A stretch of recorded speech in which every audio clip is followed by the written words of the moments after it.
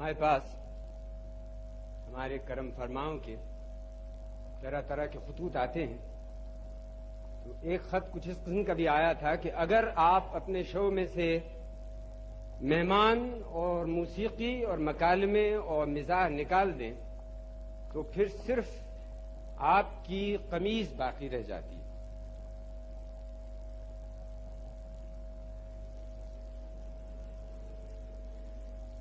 آج جو مہمان عزیز میرے یہاں ہیں، میں سمجھتا ہوں ان کا تعارف انہی کے الفاظ میں کراؤں بغیر کسی ہیرا پھیری کے تو بہتر ہوگا، اس لیے کہ وہ خود فرماتے ہیں کہ اپنی تعریف اور تعارف کرانا کار ثواب ہے، اس لیے کہ اس طرح دوسرے لوگ جھوٹ بولنے سے بچ جاتے ہیں۔ ہم نے ان سے ان کی تاریخ پیدائش پوچھی تو کہنے لگے کہ اب عمر کی اس منزل تک آن پہنچا ہوں کہ اگر کوئی سن ولادت پوچھ بیٹھے تو میں اسے فون نمبر بتا کر باتوں میں لگا لیتا ہوں۔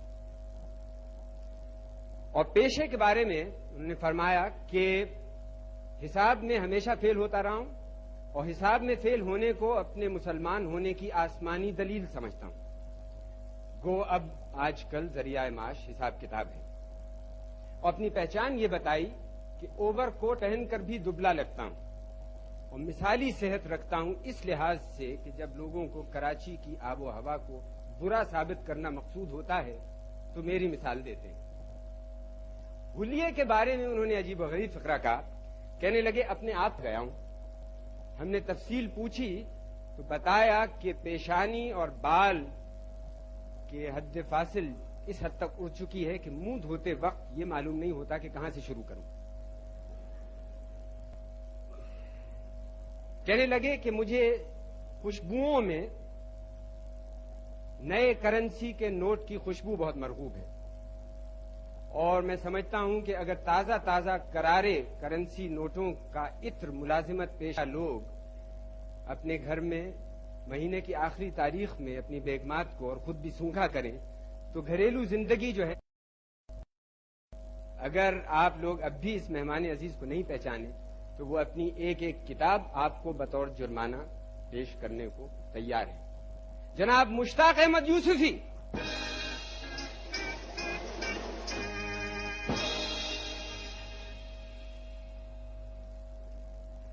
یوسفی صاحب، آپ نے اپنے بارے میں یہ مشہور کر رکھا ہے کہ صبح صبح آپ بغیر آئینے میں دیکھے شیو کرتے ہیں۔ بغیر بیگم کے شادی شدہ ہونے کی ترکیب مجھے تو آج تک معلوم نہیں۔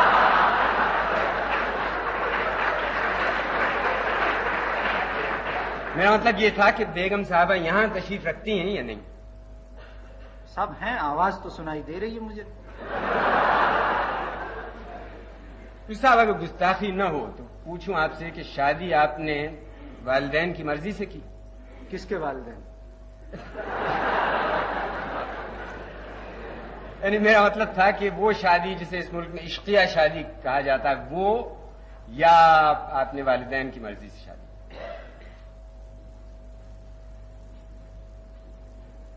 صاحب میں نے اپنی بیوی کی پسند کی شادی کی۔ اچھا، آپ اتنے بھاری بینکر ہیں، بجٹ کے بارے میں کیا خیال ہے آپ کا؟ صاحب یہ سوال آؤٹ آف کورس ہے۔ دیکھیے دقت یہ ہے کہ ہمارے ملک میں بجٹ کے بارے میں لوگ رائے نہیں رکھتے، جذبات رکھتے، لہذا اس پر کوئی بحث بے سود ہے۔ کئی اور چیزوں کے بارے میں یہاں یہ تو عمر پر منحصر ہے کہ ان کی کس مرحلے پر ہے۔ آپ ہوائی کمپنی کے علاوہ ایک زمانے میں سول سروس سے بھی تعلق تھا آپ کا؟ جی درست۔ اس کے بعد آپ پھر یہاں چلے آئے، ہندوستان میں اس سے تعلق تھا؟ جی۔ یہ کیوں؟ سب پاکستان آنے کی وجہ بتانی تو مشکل بھی ہے اور آسان بھی، مگر آپ کو یاد ہوگا کہ سر ایڈمنڈ ہلیری سے کسی نے پوچھا کہ تم ماؤنٹ ایوریسٹ پر کیوں گئے، تو اس نے ایک بڑا یادگار اور بڑا مختصر جواب دیا۔ اس نے کہا بیکاز اٹس دیئر۔ میرا بھی یہی جواب ہے۔ ویسا آپ کو معلوم ہے کہ لوگوں کی طرح طرح کی چڑ ہوتی ہے، خیر آپ نے اپنی چڑوں کا ذکر تو کیا ہے، مانیے چڑوں کہنا درست ہے؟ اہل زبان بالکل صحیح ہے، اہل زبان تو میری بیگم ہے، میں تو نہیں ہوں۔ مثلا میں یہاں کے انگریزی اخباروں کی چڑ ہوں اور میں زیادہ محظوظ مگر آپ کو مغالطہ اس سے زیادہ ہے تعداد چڑھنے والوں کی ہوتا اخباروں کے علاوہ بھی جو جن کی میں چڑ ہوں. جی نہیں، میں بہت زیادہ محظوظ ہوتا. اگر انگریزی کی صرف و نحو درست ہوتی تو میں لطف اندوز ہوتا.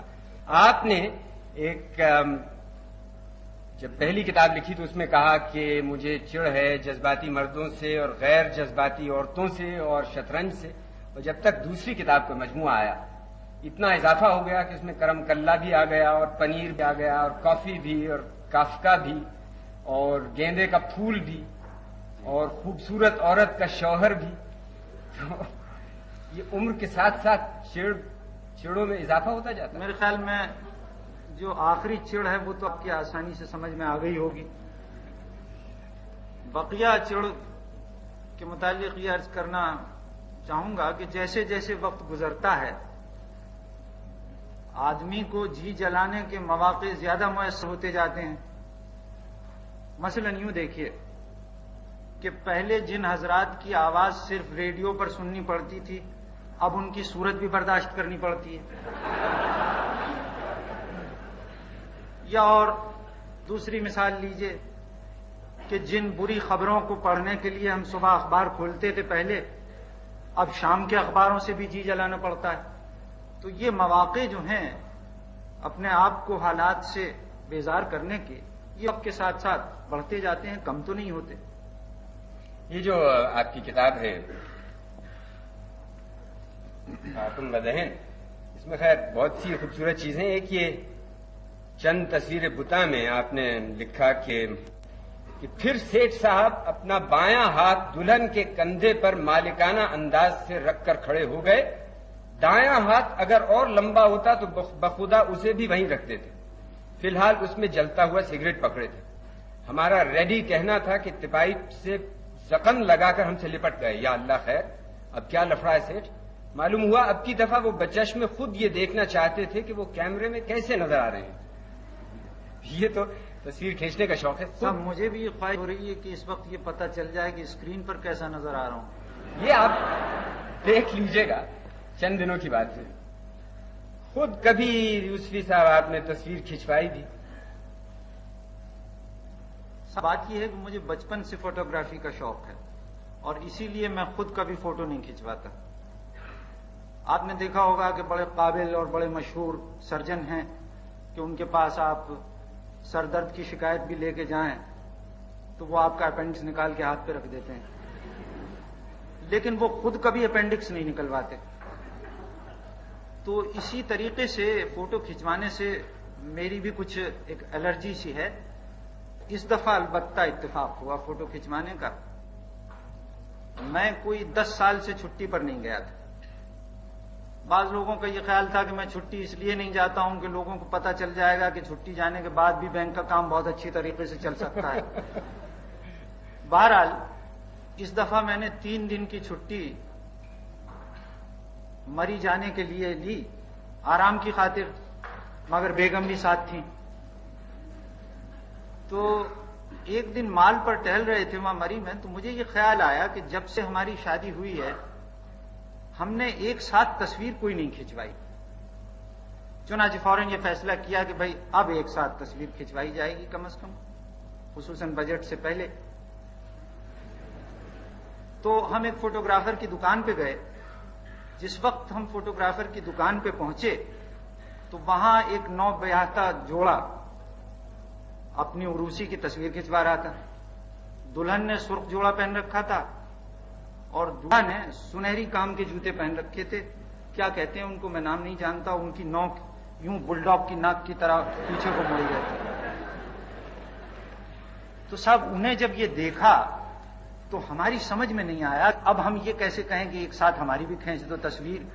فوٹوگرافر اپنے دل میں کیا کہے گا کہ صاحب اس عمر میں ان کی دیکھا دیکھی یہ بھی ساتھ کھنچوا رہے ہیں. کچھ ذہن پہ زور ڈالا اور خیال یہ آیا کہ یہ کہا جائے کہ صاحب ہماری پاسپورٹ فوٹو بنا دیجیے، اس لیے کہ رسم دنیا بھی ہے، موقع بھی ہے، دستور بھی ہے. تو اس نے کیمرہ درست کیا اور ہم دونوں سامنے کھڑے ہو گئے پہلو بہ پہلو. اتنے دور نہیں.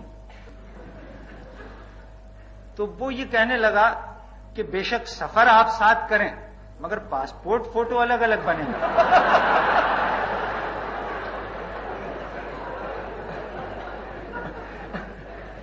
تو ہم نے یہ کہا کہ صاحب آپ ہمارا فوٹو ایک ساتھ کھینچ دیں, بعد میں اسے کاٹ کے علیحدہ علیحدہ کر دیں. وہ بڑا چکرایا. غالباً اس قسم کی سچویشن اس کے سامنے نہیں آئی تھی, مگر وہ بزنس مین تھا. کچھ دیر بعد کہنے لگا کہ صاحب علیحدہ کرنے کے تو 10 روپے علیحدہ ہوں گے. تو یہ ایک واحد موقع تھا جب میں نے تصویر کھنچوائی, ورنہ ابھی تک کوئی نہیں کھینچی. یوں سے آپ اس قدر پر لطف باتیں جو ہیں وہ کس ماحول میں لکھتے ہیں؟ میز کرسی پہ بیٹھ کے یا علیحدہ ایک تخلیے میں؟ ایک تو یہ کہ صاحب اس وقت لکھتا ہوں جب بیگم اس کمرے میں نہ ہوں. دوسری یہ کہ میں فرش پر بیٹھ کر لکھتا ہوں. اردو کے جتنے مضامین لکھے ہیں وہ فرش پر بیٹھ کر لکھے ہیں. ایسے یہاں پر وہ رکھ کے, جیسے منشی اور کاتب رکھ لیتے ہیں, ایسے رکھ کے لکھتا ہوں. کرسی اور میز پر بیٹھ جاؤں تو ایک جملہ میں اردو کا نہیں لکھ سکتا, لیکن اگر فرش پر بیٹھ جاؤں تو انگریزی نہیں لکھ سکتا. بلکہ انگریزی میں تو یہ ہے کہ جب تک ٹائی باندھ کے میز کرسی پر نہ بیٹھیں تو انگریزی گرامر قابو میں نہیں آتی.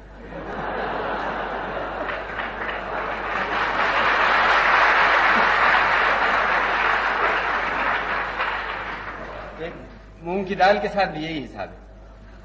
جی ہاں, مونگ کی دال کے لیے تو میں نے عرض کیا کہ 3-4 دن اگر مونگ کی دال کھا لے آدمی پابندی سے تو پھر اردو شاعری اس کی سمجھ میں نہیں آئے گی. یوسفی صاحب کبھی موٹر خود چلاتے ہیں؟ جہاں اکثر اتفاق ہوتا ہے. آپ نے بیگم صاحبہ کو بھی سکھائی موٹر چلانا؟ صاحب اگر میں سکھا دیتا یا سکھانے کی کوشش کرتا تو تعلقات آج تک خوشگوار رہتے نہیں. یہ پچھلے دنوں میں ایک عجیب سا واقعہ پڑھا کہ ایک صاحب نے پیچھے سے آ کر کے ایک خاتون کی گاڑی میں اپنی گاڑی لڑا دی. تو وہ جو نائب تھانے دار ہوتا ہے اس نے کھاتا نکالا اپنا اور کہا کہ نام پتہ بتاؤ, اس لیے کہ تم نے یہ گاڑی میں ٹکر ماری اور یہ غلطی تمہاری. اس نے کہا حضور یہ غلطی میری نہیں ہے, جو خاتون موٹر چلا رہی تھی انہوں نے بائیں طرف مڑنے کا اشارہ دیا اور وہ واقعی بائیں طرف مڑ گئی. خواتین کے بارے میں یہاں میں سنتا ہی ہوں کہ وہ تو خیر کسی قسم کا اشارہ دینے کی قائل نہیں. ہم نے اس کا الٹا سنا کہ ایک خاتون سیدھے ہاتھ کو بغیر اشارہ دیے مڑ گئی اور پیچھے والے سے ٹکر ہو گئی. جب پیچھے والے نے کہا کہ محترمہ آپ نے سیدھے ہاتھ کو کوئی اشارہ نہیں دیا, تو وہ یہ کہنے لگی کہ میں تو جانتی تھی کہ جب تم نے اتنی بڑی کار کو نہیں دیکھا تو تم میرا ننھا سا ہاتھ کیا دیکھتے.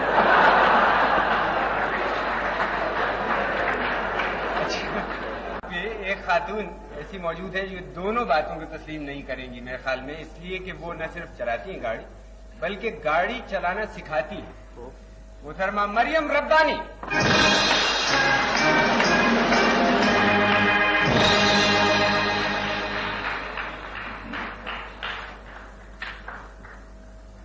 آپ کے تو ابھی سیکھنے کے دن ہیں یا سکھانے کے بھی آ گئے؟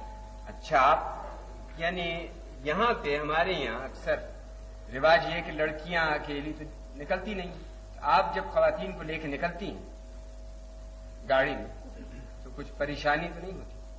بہت. خواتین سے ہوتی ہے؟ جی نہیں, آپ جیسے آدمیوں سے. پھر سے سنا نہیں انہوں نے.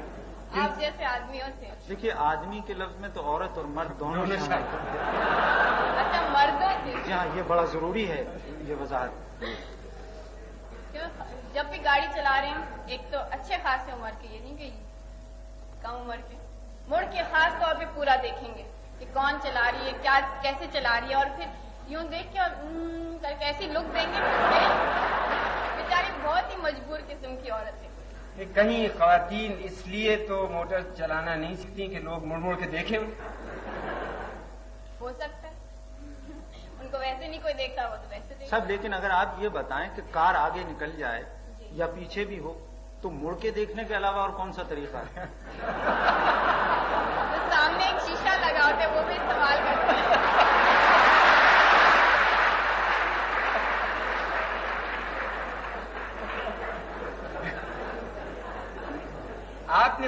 کو کبھی ایسا ہوا کہ آپ چلا رہی ہیں کسی شاگرد کے ساتھ اور ایسی کوئی حرکت ہوئی ہو کہ آپ نے یا آپ کی شاگرد نے اس سے بدلہ لینے کا سوچا ہو؟ بہت. ایک دفعہ میں ایک اسٹوڈنٹ ہیں، کافی مجھ سے تو خیر بڑی ہی تھی، تو وہ ہم لوگ قائد اعظم کے مزار کے پاس سے آ رہے تھے، تو 4 لڑکے تھے ایک گاڑی میں، انہوں نے پیچھا کرنا شروع کیا. شہید ملت تک کبھی ایک طرف سے آتے تو سائڈ دیتے، کبھی دوسری طرف سے آ کے سائڈ دیتے، تو خیر کافی آگے. پھر ایک دفعہ اندر چلے جاتے تھے گلی میں، اور جب ہم دوسری گلی کے بالکل عین سامنے سے گزرنے والے ہوتے تو ایک دم اسپیڈ پہ آتے تھے اور سامنے سے. اچھا، جب وہ گلی میں چلے جاتے تھے تو آپ انتظار کرتی تھی کہ واپس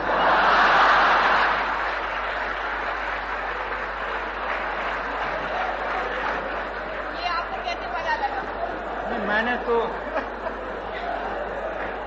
اپنا آپ نے بھی کبھی کیا ہوگا تو کبھی پتا نہیں، میں نے تو اپنا جنرل نالج بڑھانے کے لیے پوچھا.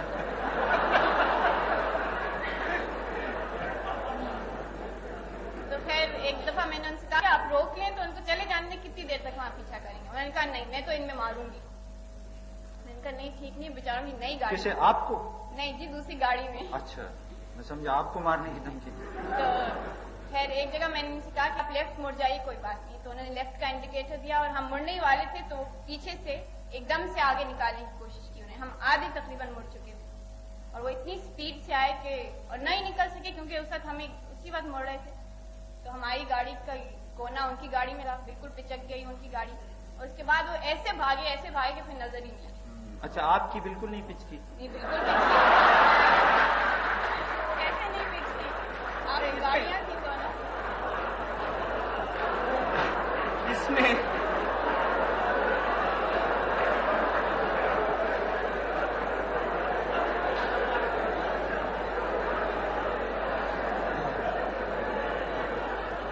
میں اصل میں سمجھتا ہوں ایک ذرا سی زیادتی یوں ہے کہ جب دیکھا، خاص طور پہ ایسی گاڑیوں پہ وہ ایل کا بنا ہوتا ہے تو بہت زیادتی، اس لیے کہ ایک تو ہم تو یوں ہی خدا کی یاد تازہ رہتی. میں تو جب دیکھتا ہوں کسی خاتون چلانے، میں نے تو ایک وہ بچے لے جانے کی گاڑی پرمبولیٹر ہوتی، اس میں بھی ایل لگا دیکھا.